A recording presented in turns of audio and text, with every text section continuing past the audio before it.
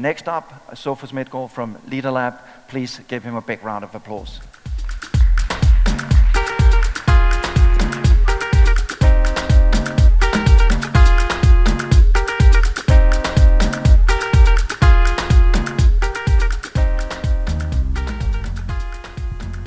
You hear me on this phone? Yeah, okay. So good morning. Are we fired up around chemistry this morning? Okay. I was at a dinner party 3 years ago, and I was sitting next to a very beautiful lady, and she kept staring at me. And I looked back and I asked her, so what's up? And she said, you're gonna make an excellent model, I think. And I said, I'm sure you can find somebody who's more beautiful and young than me. No, you're missing the point. So what am I missing? What business are you in?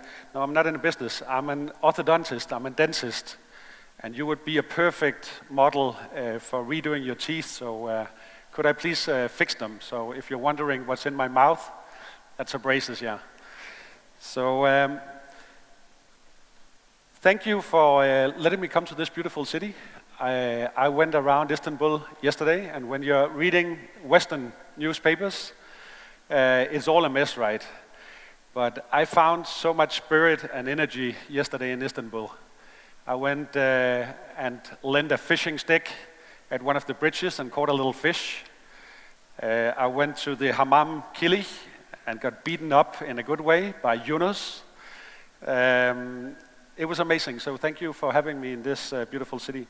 I'm going to talk around, maybe not so much activating purpose, well, we're going to talk about that, but it's more around sustainability and when it takes partnerships to drive sustainability, and a couple of learnings from over the years working with major brands and startups within sustainability and boiling that down in a little popular 10 rules for sustainability. So let us see if this clicker works. It doesn't. There it does. Okay. So 2015, let's forget 16 for a minute and 17. 2015 was a breakthrough in political agreements. Not only did we get the climate agreement, we also got the 17 global goals, including goal number 17, as Thomas mentioned, the run around partnerships to make it all happen. Let's not talk about 2016, huh? That was a horrible year, so we're just going to skip that and get on to the task ahead of us, despite of referendums and American presidents and different stuffs working on introducing old thinking. So I think the challenge ahead of us right now is from the political agreements, the sustainable development goals, and actually implementing stuff, making it happen, implementing solutions locally, in cities, in regions around the world. When you look at some of these things, you would acknowledge that this is not something for one company alone.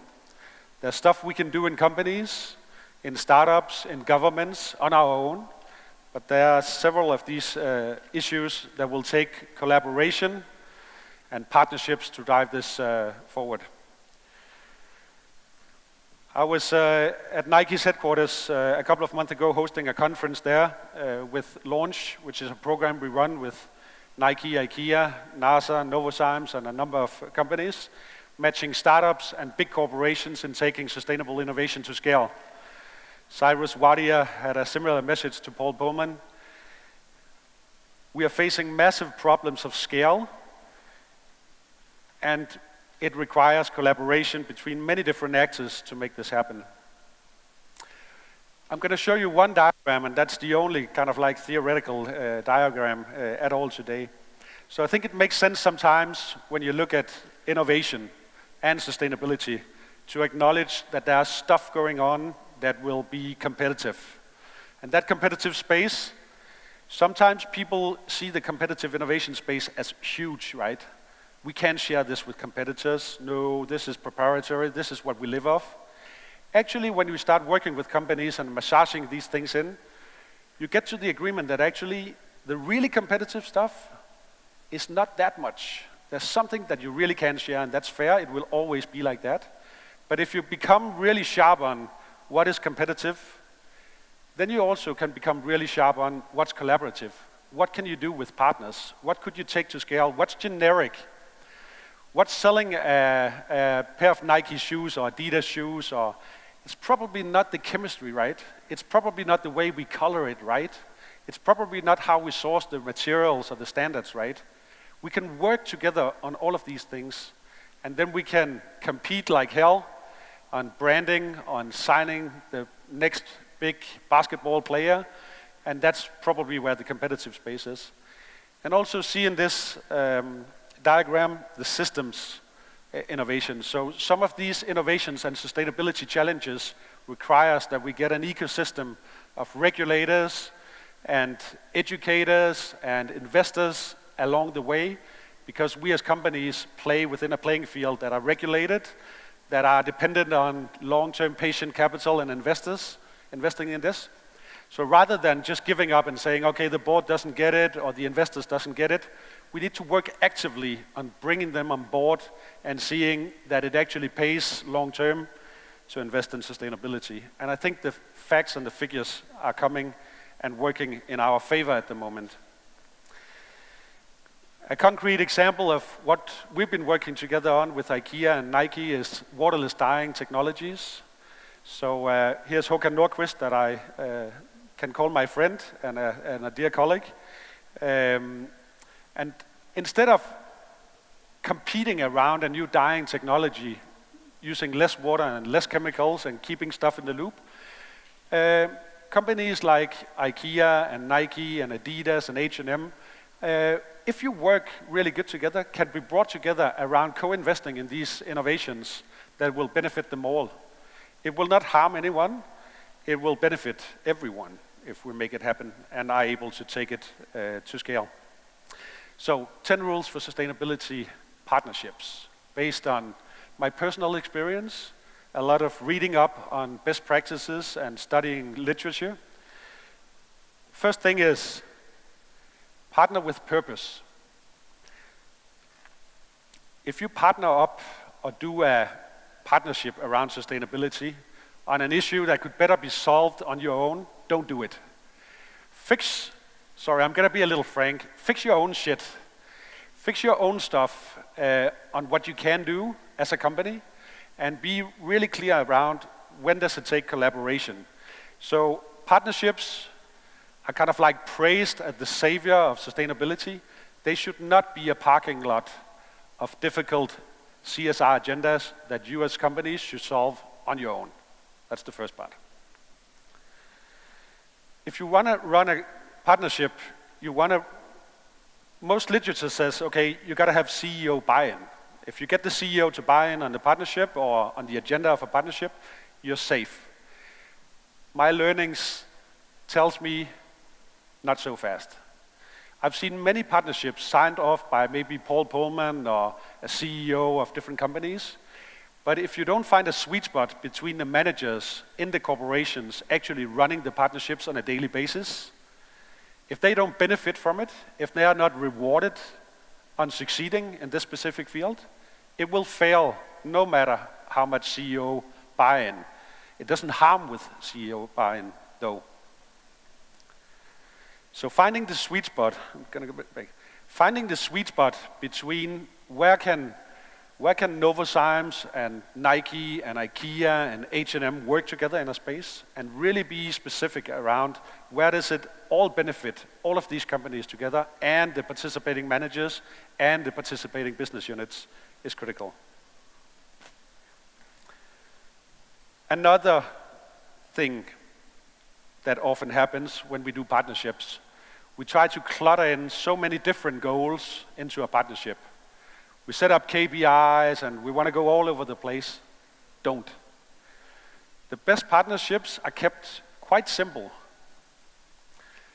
Many of them are defined with a moonshot, like an almost impossible but really clear direction about what we want to achieve.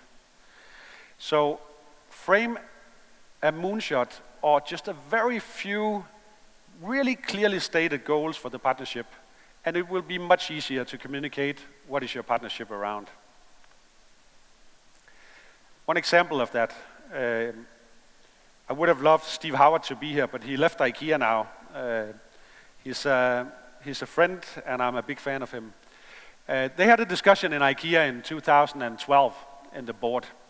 They were setting the goals for sustainability, and they were discussing LED lighting.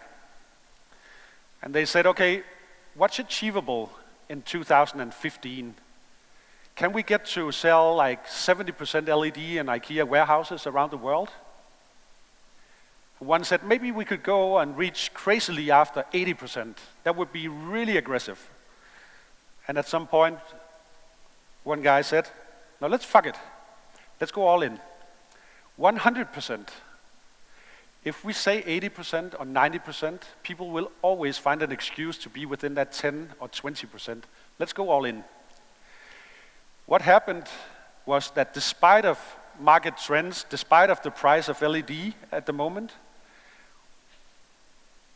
by saying we are not going to sell anything but LED lights in IKEA warehouses by 2015, IKEA sent a message to the market saying, okay, if you want to be an IKEA warehouse, you produce LED and you get to this price point. What happened? Innovation spur, everybody joined the competition, and by 2015, IKEA is not selling anything but LED. All the halogens and all the other stuff is out of IKEA warehouses. That is why and how you drive innovation really good. So go all in. Another thing that companies sometimes mistake is that they can buy a little sexy thing, sustainability partnership over here. You can't.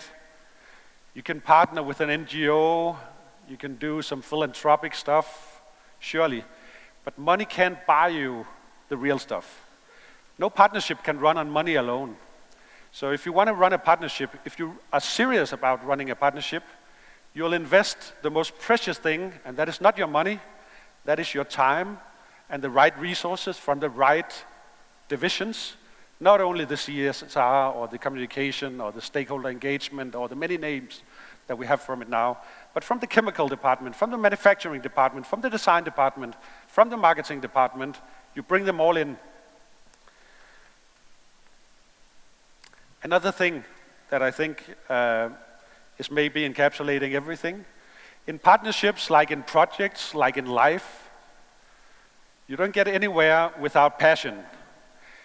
If you set up a partnership and there is not passion around the champions who run it, you will not succeed. So look out for who could be that champ in your organization who are really passionate around driving this agenda, and make sure that you dedicate that person to the partnership. You also need other roles, but passion is critical. I brought a few slides, and it's been through all of that, what we've done over the years in launch and other partnerships. We work crazily focused on making friends. So partnerships and conferences and workshops and stuff, they are boring, right? You get to fancy conference places. This is a beautiful one. But what you really want to build is relationships. And how do you build relationships? You take people out of their comfort zone. You take them play petanque or bull. You make them swim. You take them kayaking. I don't know if, does anybody know this guy on this picture? Thomas, you might. This is Tom Sacchi from TerraCycle. He's a well-familiar guy at the Sustainable Brands, but we had him at a conference in Copenhagen, and instead of doing a boring dinner, we took him kayaking. He's never forgetting that. He also liked the Danish girls, but that's another story. So, to the point about people, dedicate the right people, I think we covered that. If a partnership is strategic, if it's not a parking lot, if it's not a buy-off, staff it like it's strategic. Get the right people in there that can really drive change and have the respect in the organization, and not some junior project manager with no anchoring in your organization. Then there's a then there's a funny thing. Over the years, people often partner with very traditional setups. So there's partner and NGO or company-NGO partnerships. There's company-company partnerships. There's multi-stakeholder partnerships. But often people choose like very obvious partners, and sometimes that doesn't spur innovation. So think about who can be the catalyst, who can be the unusual suspect that will disrupt the thinking in a partnership. In launch, where we have IKEA and Nike, there's a couple of odd fellows in there. There's NASA. You cannot always bring NASA in, but in this partnership we did.